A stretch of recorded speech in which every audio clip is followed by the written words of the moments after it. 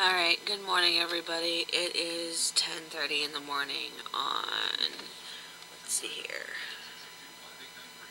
Tuesday, February 17th. It's been about a week since I've done one of these. There really is no excuse for that other than sheer boredom and not really having a whole lot going on. I just got out of bed, as you can see by my awesome hair. I have very thick hair. I also changed the color again. I went back to dark hair. I am excited about this. But yeah.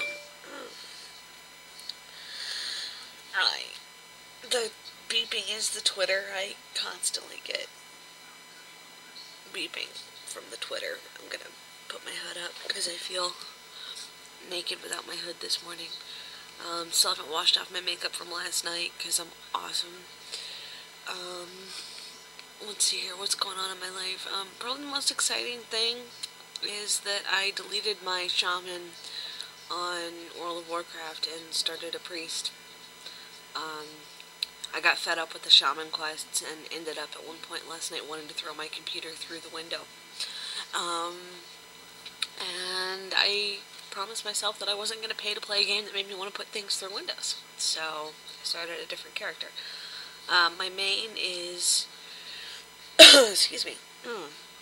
My main is a mage, but I'm having a really hard time getting motivated to push her past level 63 because it's getting to the point where I should have no problem soloing things. I just don't know really what I want to do with her.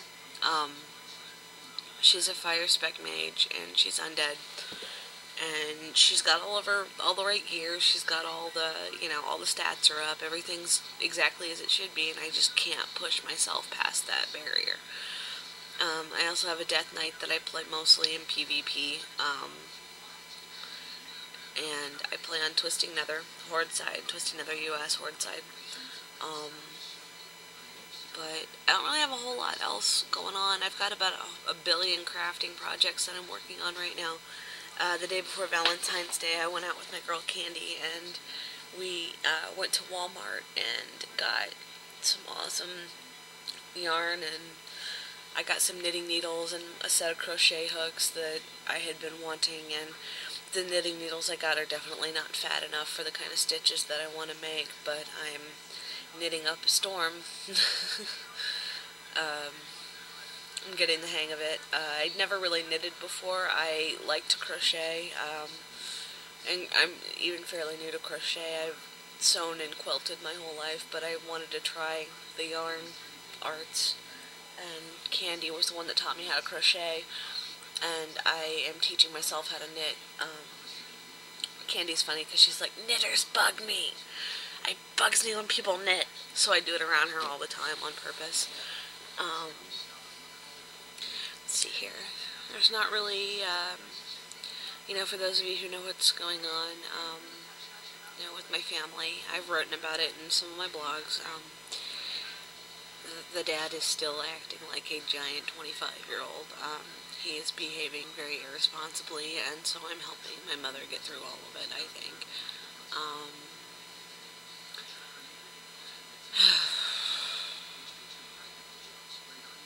It's just when family calls, you answer. At least that's how it is in my family. I mean, they've, besides my dad being kind of a jerk-off, they've never really done anything to bother me. And he's not always like this. It's just when he's in the throes of what he's dealing with, he's reverts and becomes a jackass. So I'm dealing.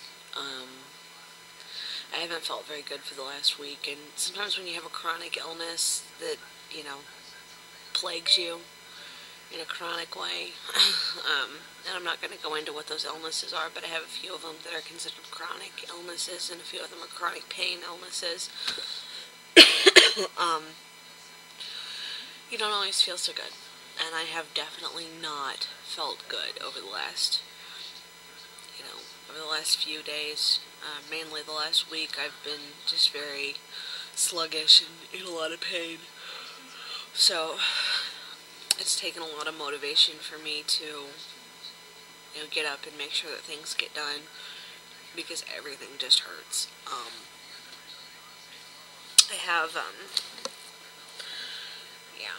So, and I can't take any non-steroidal anti-inflammatories at all because they cause anaphylactic reactions in me. One of the conditions I have causes you to develop allergies as an adult more readily than you normally would.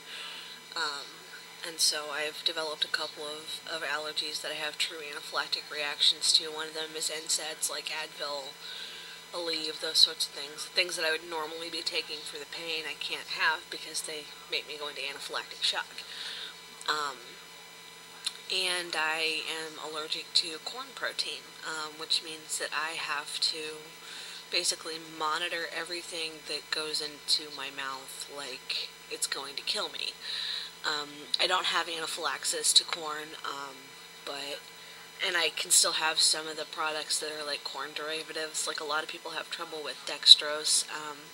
I don't have a lot of trouble with dextrose unless it's given to me intravenously. And then it just becomes punitive.